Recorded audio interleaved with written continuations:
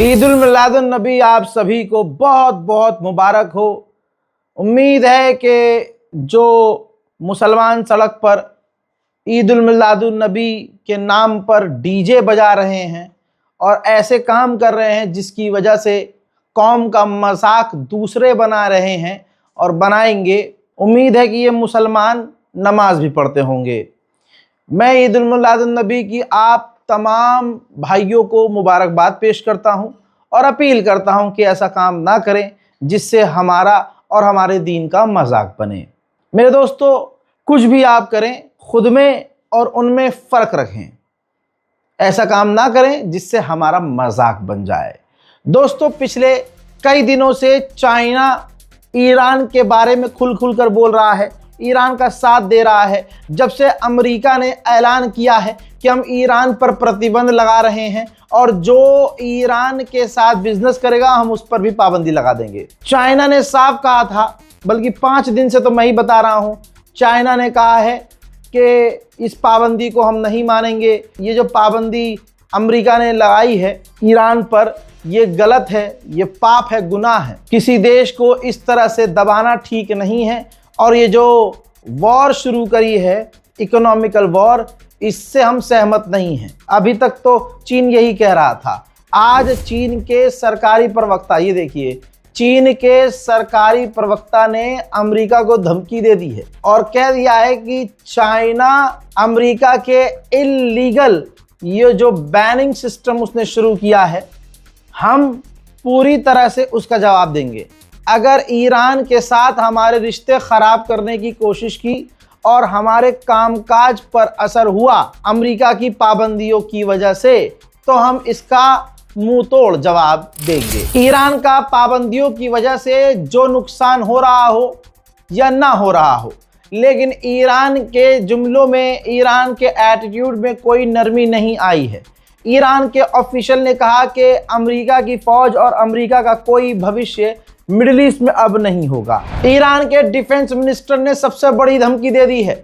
Iran के defence minister ने कहा कि अगर अमेरिका ने ये इकोनॉमिकल वॉर जारी रखा तो हम अपने जंग का स्तर बढ़ा देंगे, बैटलफील्ड को बढ़ा देंगे और अमेरिका पछताएगा। साथ ही ईरान ने अब यह ऐलान कर दिया है कि स्ट्रेट ऑफ हॉर्मुज से हम किसी भी मिलिट्री जहाज को गुजरने नहीं देंगे। इसके अलावा जो टैंकर गुजरेंगे वो हमारी परमिशन से गुजरेंगे, हमारे बताए दिए गए रास्ते से ही गुजरेंगे। ईरानियन ऑफिशियल ने तो ईरान के टीवी चैनल पर बैठकर भाई खतरनाक बात बोल दी है। उन्होंने कह दिया कि हम क्यों इंतजार करें कि अमेरिका हमला करेगा, हम पहले भी तो हमला कर सकते हैं। हॉर्मुज बंद था, बंद है और बंद रहेगा, और हमें खतरा महसूस होगा तो हम अमेरिका पर पहले हमला कर देंगे। हॉर्मुज खुला हुआ नहीं है, जाहिरन वो पूरी तरह से बंद है, लेकिन अमेरिका ने जिस तरह से तेल निकाला है, टैंकर निकाला है, वो उसकी मैं एक तस्वीर दिखा देता हूं। इस कोलाज में हर एक फोटो के अंदर 2 जहाज, 2 टैंकर आजू बाजू में खड़े हैं।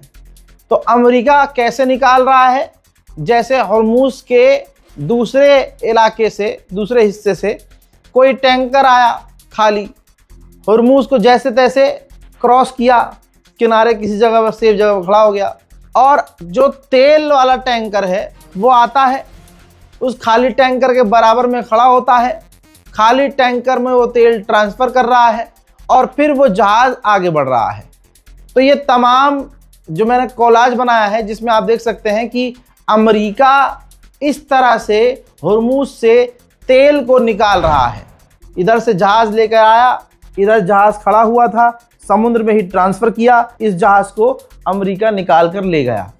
तो इस तरह से कितनी मेहनत अमेरिका को करनी पड़ रही है कि दूसरे देश नाराज़ ना हो अमेरिका से कि तुम कह रहे हो हॉर्मुज खुला हुआ है और हमारे टैंकर और हमारे तेल रास्ते में ही फंसे हुए हैं। तो देखिए, अमेरिका मेहनत तो खूब कर रहा है। यहां तक कि अमेरिका के विदेश मंत्री ने साफ कर दिया है कि हमारा कोई प्लान नहीं है ईरान पर हमला करने का। हमारा पूरा जो फोकस है, ध्यान है हमारा उस पर है कि ईरान पर ज़्यादा से ज़्यादा इकोनॉमिकल सैंक्शंस, पाबंदियां लगाई जाएं। अब दोस्तों, अमेरिका का डिफेंस मिनिस्टर, वॉर मिनिस्टर, विदेश मंत्री कुछ भी कहे, लेकिन भरोसा नहीं करना अमेरिका पर। जैसे ही इनके पास हथियारों का इंतजाम होगा ये ईरान पर हमला करेंगे। तमाम इकोनॉमिकल पाबंदियों के बावजूद ईरान का बयान अब ये है इन तमाम चीजों पर कि हम अमेरिका के प्रेशर में नहीं आएंगे और अमेरिका से जंग के लिए हम तैयार हैं। दोस्तों, उधर अभी कुछ दिन हफ्ते भर पहले तक गुलाबी सुअर ने क्या कहा था? ईरान हमसे बात कर रहा है, बात करने के तड़प रहा है, वो डील करना चाहता है। अब अमेरिका के ऑफिशियल ने क्या कहा है, सरकार ने क्या कहा है कि ईरान से बात करने की कोई दिन, तारीख, समय कुछ तय नहीं है। ईरान से कोई हमारी बातचीत शेड्यूल नहीं है। ईरान के एनर्जी मिनिस्टर ने ऐसी बात ईरानियन टीवी चैनल पर बैठकर बोली है कि तमाम ईरान और ईरान के समर्थकों के दिल को सुकून मिल गया है। ये चैनल है, एंकर महिला है और आपके सामने जो व्यक्ति नजर आ रहा है ये ईरान का एनर्जी मिनिस्टर है। इन्होंने कहा है कि हमारे पास बहुत सारे पावर प्लांट है, बहुत सारे, दुश्मन को पता भी नहीं है। सो अगर दुश्मन पूरी ताकत से हम पर हमला करके हमारे मैक्सिमम पावर प्लांट को उड़ा दे एक लंबी जंग करके, तब भी हमारे पास बिजली खत्म नहीं होगी, क्योंकि हमारे पास पावर प्लांट उसी हिसाब से काफी सारे हैं। एक बार फिर से जब आसिम मुनीर ईरान का जवाब सुनकर वापस चले गए और ईरान ने अमेरिका से बातचीत करने को मना कर दिया, तो कतर और पाकिस्तान के विदेश मंत्रियों से ईरान के अधिकारियों ने अब दोबारा फोन पर बात की है। अमेरिका की मैगजीन अखबार द अटलांटिक काफी जाना माना अखबार है। ये देखिए क्या छापा है। छापा ये है जी कि कतर ने डोनाल्ड ट्रंप को सबसे महंगा लग्जरी जहाज दिया, बदले में डोनाल्ड ट्रंप ने कतर की इकोनॉमी को पूरी तरह से गिरा दिया। यानी द अटलांटिक अमेरिकी अखबार भी कह रहा है कि जिसने अमेरिका के राष्ट्रपति की पूरी गुलामी की, अमेरिका उस तक को नहीं बचा पाया। यमन की सरकार ने बड़ा ऑपरेशन चलाया, बड़ा हमला किया, जिसमें हुतीस के 30 से 35 लोगों के मारे जाने की खबर है। अपने क्राइम से बाज कहां आ रहा है इजराइल? इजराइल ने एक बार फिर से लेबनान पर फिर बड़े हमले किए हैं, रोज कर रहा है।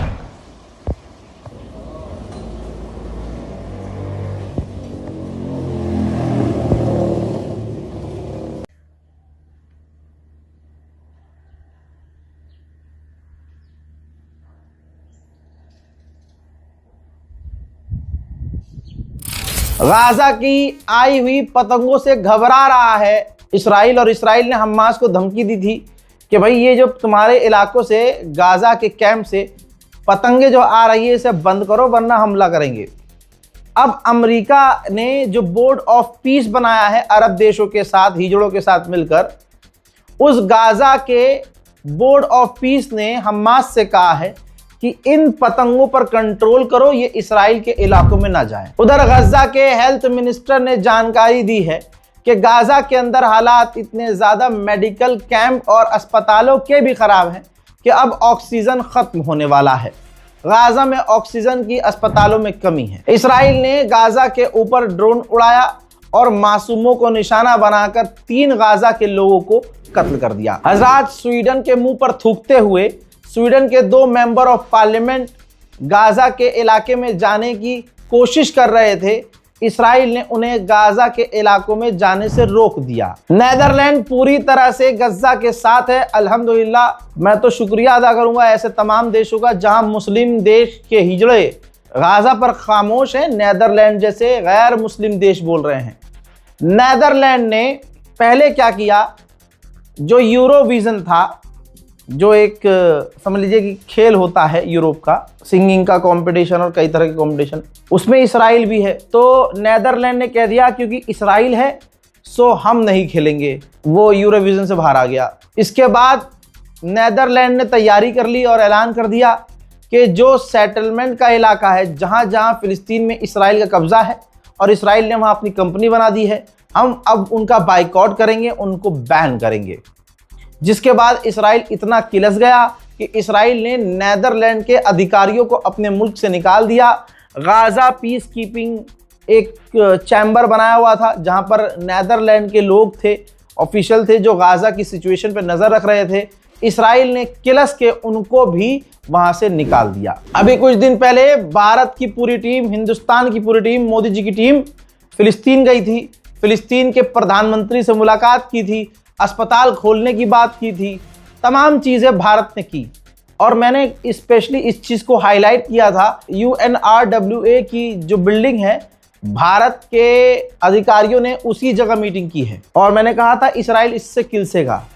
उसकी किल्सन इतनी ज़्यादा हुई कि उसने जेरूशलम में UNRWA की उसी बिल्डिंग पर हमला करके पूरी बिल्डिंग पर कब्जा कर लिया है, पूरी बिल्डिंग पर। अभी लास्ट मीटिंग भारत की वहां हुई थी, भारत के एक्सपर्ट्स वहां गए थे, भारत के अधिकारी वहां गए थे, कब्जा कर लिया है। जिसके बाद UN के चीफ एंटोनियो गुटेरेस ने इस्राइल के इस कांड की निंदा की है। गाजा के अंदर मदद पहुंचाना कितना मुश्किल है, वहां ब्लैक मार्केटिंग अलग हो रही है, 5 रुपए की चीज़ 15 रुपए की मिल रही है, ये तमाम चीज़ें हो ही रही हैं।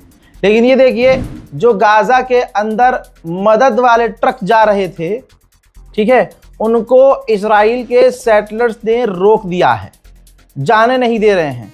इसमें इजराइल के सेटलर्स की मदद वहां आप देख रहे हैं तस्वीर में, लोकल पुलिस वाले भी, यानी इजराइल के पुलिस वाले भी कर रहे हैं मदद। गाजा के अंदर ये यहूदी जाने नहीं दे रहे हैं, ये यहूदियों की सच्चाई है। फिलिस्तीन के वेस्ट बैंक में फिलिस्तीनियन मॉन्यूमेंट की देखिए तोड़ दिया है। यानी ये समझ लीजिए, आप और हम पैदा भी नहीं होंगे, हमारे बाप दादा भी पैदा नहीं होंगे, तब कि ये इस्लाम और फिलिस्तीन से जुड़ी हुई यादें हैं, उनको इस्राइल ने मिटाया ही है। लेकिन आप ये देखिए, यहूदी आज भी उन मॉन्यूमेंट्स को तबाह कर रहे हैं। बस मैं इतना ही कहूँगा, मदद करने का अगर मन में ख्याल आए, मैं बार बार नहीं बोलूँगा। ये देखिए, इस बारकोड फिर कह रहा हूँ कि हो सकता है काम ना करे, लेकिन अकाउंट टू अकाउंट आप NEFT करने की कोशिश कीजिएगा, ताकि गाजा में हम थोड़ी बहुत मदद कर सकें, जितनी हम कर सकते हैं उतनी तो कर सकें। बहरहाल ये सीरिया का हाल है। सीरिया के अंदर द्रूज जो कम्युनिटी है वो इजराइल को पूरा सपोर्ट करती है। यहाँ तक कि उन्होंने ये तक कहा है बीच में कि इजराइल को हमारे सीरिया पर कब्जा करना चाहिए। जाहिर सी बात है, वो रैली निकाल रहे हैं जिसके अंदर नेतन्याहू की तस्वीर है, दूसरे आतंकवादियों की तस्वीर है, इजराइल का झंडा सीरिया में लहरा रहे हैं। और ये कम्युनिटी, द्रूज कम्युनिटी सीरिया की ही है, सीरिया में रहती थी।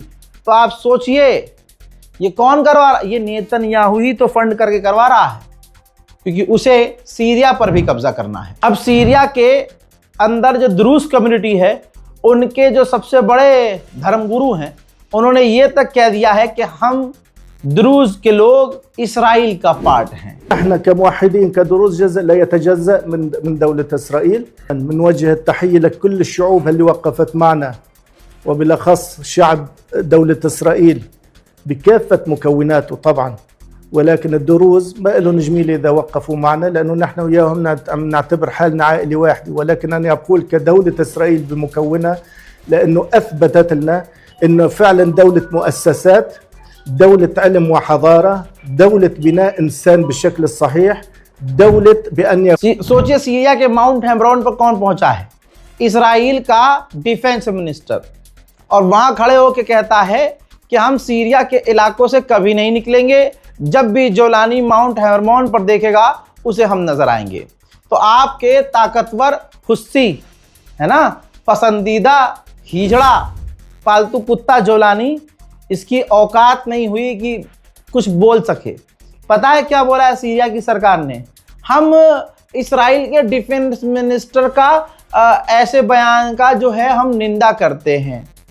इनकी छाती पर चढ़ रहा है इस्राइल, और ये निंदा के अलावा कुछ नहीं कर पा रहे हैं। इजराइल के अधिकारियों का कहना यह है कि जो तुर्की का प्लान था सीरिया में तैनात होने का, फिलहाल के लिए तुर्की ने वो प्लान छोड़ दिया है। यानी ये भी तुर्की का हाल देखिए, कितना फट्टू है तुर्की। यही होता है जब आप कातिलों से हाथ मिला लेते हैं, अंदर ही अंदर आप इजराइल से हाथ मिलाकर इजराइल को टैंकर भेज रहे हैं, इजराइल को बिजली दे रहे हैं, इजराइल को खाना पानी दे रहे हैं, तो भाई साहब तुम्हारी करनी और कतनी में तो कुछ और है, झोल है भाई पूरा। बस इतना ही कहूँगा कि इस रिपोर्ट को शेयर कीजिएगा, चैनल को सब्सक्राइब कीजिएगा। कोई ऐसा काम मेरे भाई मत करो, मत करो, मत करो जिससे हमारा मजाक उड़ाए।